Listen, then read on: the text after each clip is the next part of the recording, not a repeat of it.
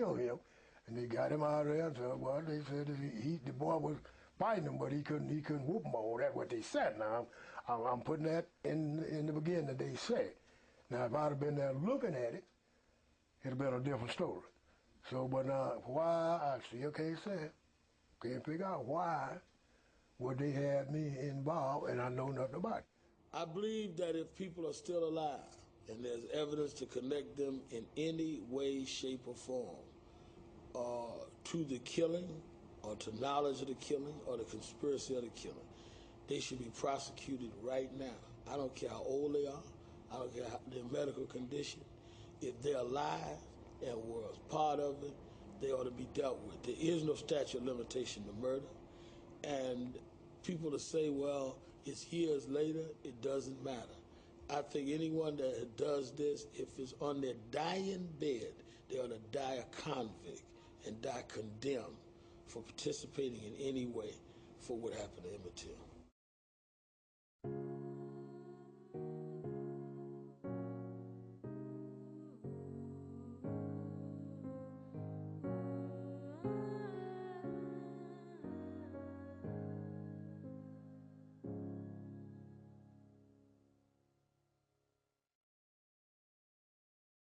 There are some crimes that are known as higher than simply civil rights, human rights crimes. And the whole human community needs to look in and ensure that justice is done. The clock does not stop on this question of justice. This is an injustice that continues as long as the murderers are at large and subject to being punished, but not being pursued. If y'all could stop talking for 1 second. Please be quiet. Because I think that this family should get much more respect than what we gave them. This is history right before us, and I think Letitia James, the council member, did an excellent job to bring it before us. This is one time we need to give somebody a standing ovation. This family has been through a lot, and we should accord them that respect.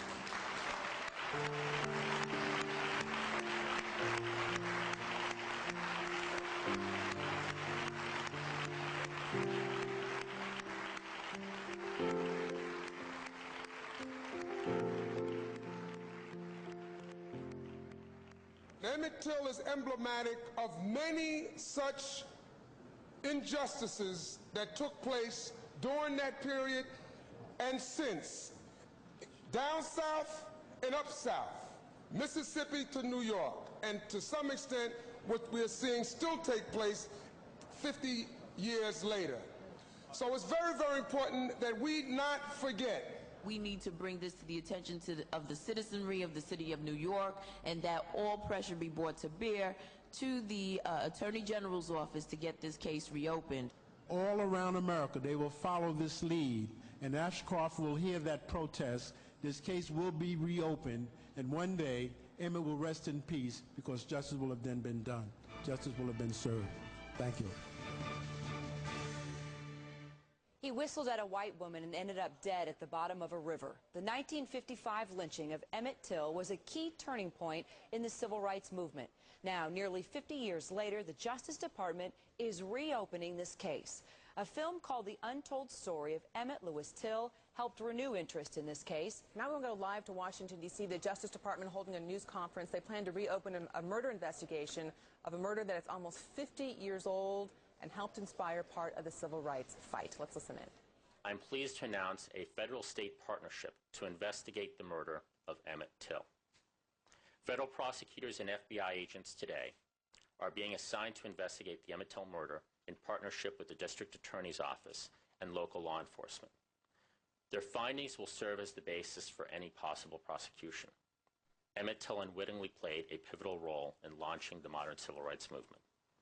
We owe it to Emmett Till, we owe it to his mother and to his family, and we owe it to ourselves to see if after all these years, any additional measure of justice is still possible. Thank you.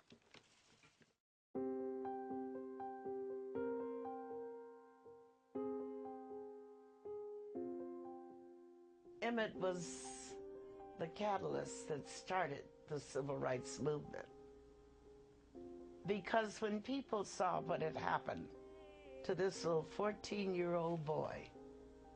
They knew then that not only were men, black men, in danger, but black children as well. And it took something to stir people up and let them know that we're either going to stand together or we're going to fall together. I do know that without the shedding of blood, there's no redemption. And I do know that the Lord appeared to me in a vision, and he told me that Emmett was not mine, that he belonged to him, and that God had chosen him for this particular mission.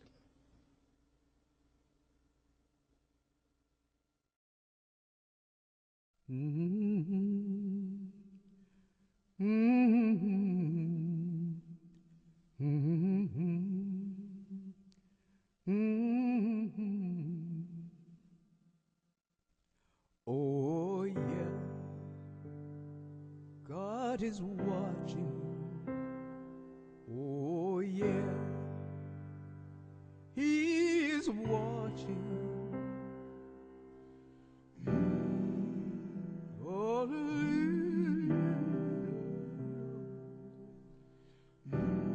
Oh,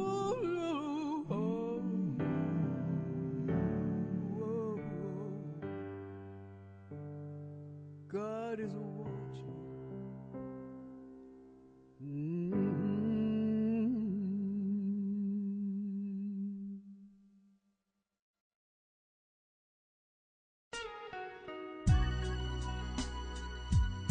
Oh Lord, if I had the chance to be born again, and a choice of colors for my skin, knowing that it's twice as hard, yes it is, being black to win, I would still wanna be black again. I tell you that's small minds, and the way some treat me, hatred is a one.